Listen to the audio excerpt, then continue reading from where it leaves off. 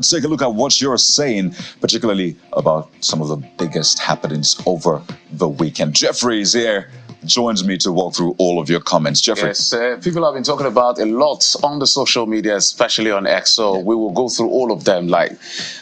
People are literally on fire.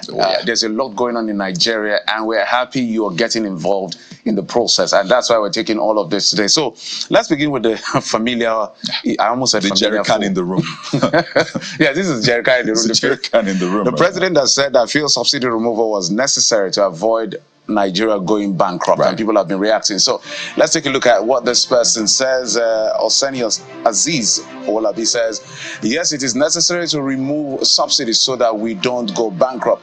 But what's the plan for the masses? That's a big question he's asking. In place of that, what is the big plan for the masses? Particularly because back home, you know what is happening with the fuel situation. The queues, scarcity, people buying as much as 2,000 naira. But take a look at what this next user, Prayer Official 91, says. It says, if our refineries were working, there would have been no need to remove or pay subsidy at all. On the other hand, cutting costs of governance by reducing budgets for our lawmaking houses will save more money for the country. This user ends by saying, thank you. Well, the lawmakers will keep arguing, why are you looking in our direction all the time? What about the ministers? I did interview one and said, why is it that our budget is at? Have you looked at the ministers? Okay, you're the servant of the people. And we're looking at everybody. We'll look at everybody. Okay. Seslo_1 Uji says, so the one you removed last year is what? And how can Nigeria go bankrupt when you remove fuel subsidy since last year? We should be discussing how much we have saved and not to go bankrupt.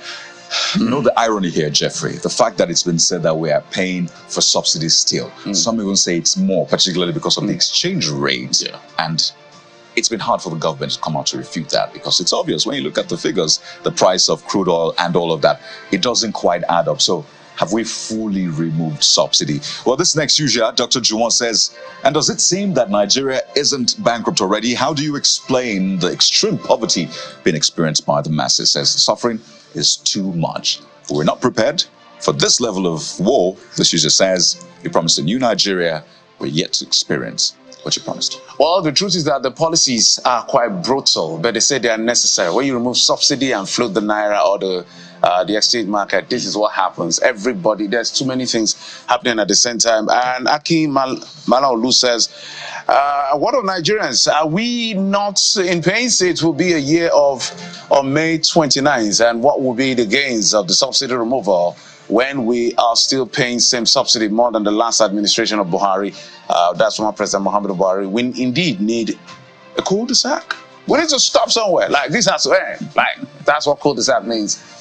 A place of no return. Like, after here, we have to go back or stay on that wall. There you go. So the taste of the pudding is in the eating. Let's know what you think about these issues, because subsidy removed, we know what's going on with the economy. Well, let's move on to what's been making the rounds, particularly with some establishments by foreign nationals in Nigeria and their operations. Well, there's been another one, not in the nation's capital, we'll get to that, but in Lagos. And we understand that the Lagos state government has threatened to shut down an Indian school in Ilupeju that is set to only admit Indian nationals alone. Well, KC Jones says, does that mean that the Indian population in Nigeria is big enough to fill up a secondary school?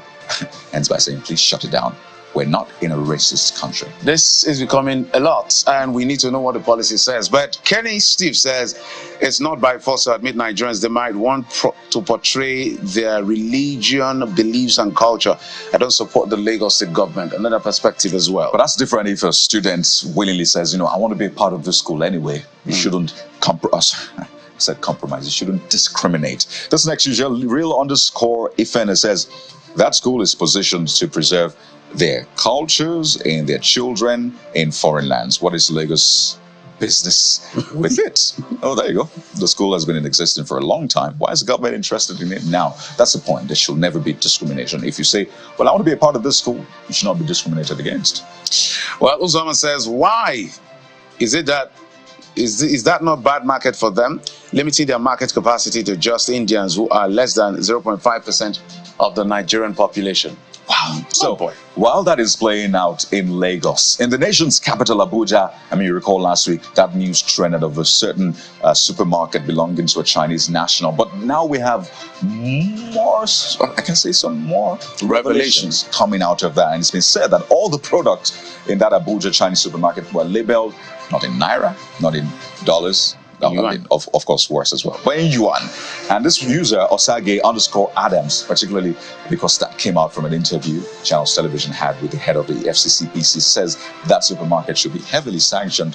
You come to a country and then make your own laws to control its citizens. Who does that? This user asks. Schools in Nigeria says, like I said, Nigerians are not the problem, but rather our regulatory agencies. If our regulatory agencies can perform their functions effectively, the country will be sanitized. Well, Janda_Samuel talks about the audacity being too much. And he asks, or she asks, should be careful here, how long have these people been operating?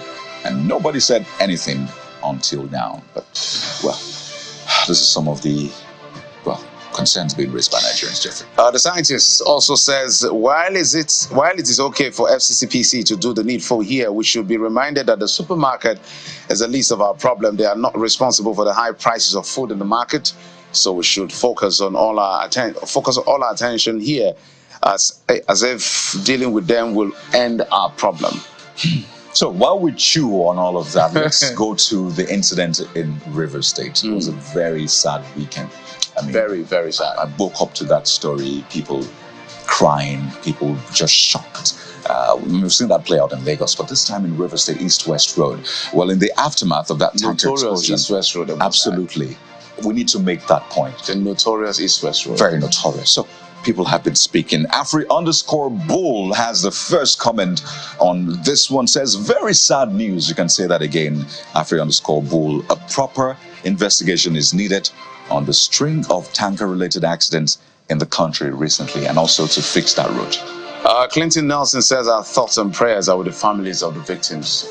There's really nothing much to say. People have died, property, vehicles destroyed. I heard that one of the causes of that incident was the fact that it spilled, the product spilled, and they were telling the gentleman, don't turn on your vehicle. He turned it on and turned it off. Don't know what happened. According to the interview we had with one of the eyewitnesses, eventually turned it. I don't think the tanker exploded, but investigations will reveal. But according to eyewitness, it wasn't like it exploded. But another vehicle turning on when product was on there, I don't know.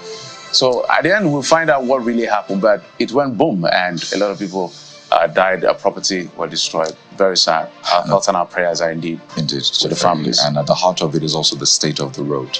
The state of that road. We'll finish, we'll complete it next year, completely in 2 years' time. It's very sad. I lived in the city. I was born in that city, and that's why I traveled to my mother's village. And to imagine that road houses the ports, the refinery, like Nigeria's economy literally is on that road, literally. And that is the state of the road. Is very unfortunate. Well, another user is quite suspicious. Rabbit BSH says, these tanker explosions have become rampant recently. The government should do something. Roads are bad. That's what this user is saying. Points to that point we're making. That is enough to make it explode. So we need to also deal with the root causes. Imagine if the roads were good, there probably wouldn't have been that traffic in the first place. But Friday Solomon says, Friday Solomon Sumaga said, bad road network coupled with police checkpoints on that access causes avoidable disaster. Amidst all of those who lost their lives, rest in peace. Unfortunately, this is a sad one. Just one more topic before we go. And I mean, we have to take this one. And it's about Serap suing NNPC over alleged missing $2.04 billion and 164 billion naira oil revenues. Yes, the petroleum industry has been quite busy lately. So let's take a look at the first one from I'm Collins Okpara. Says, this blatant disregard for transparency and accountability in managing such significant funds is unacceptable, and is calling for reforms to ensure that public resources are properly managed for the benefit of not a few but all Nigerians.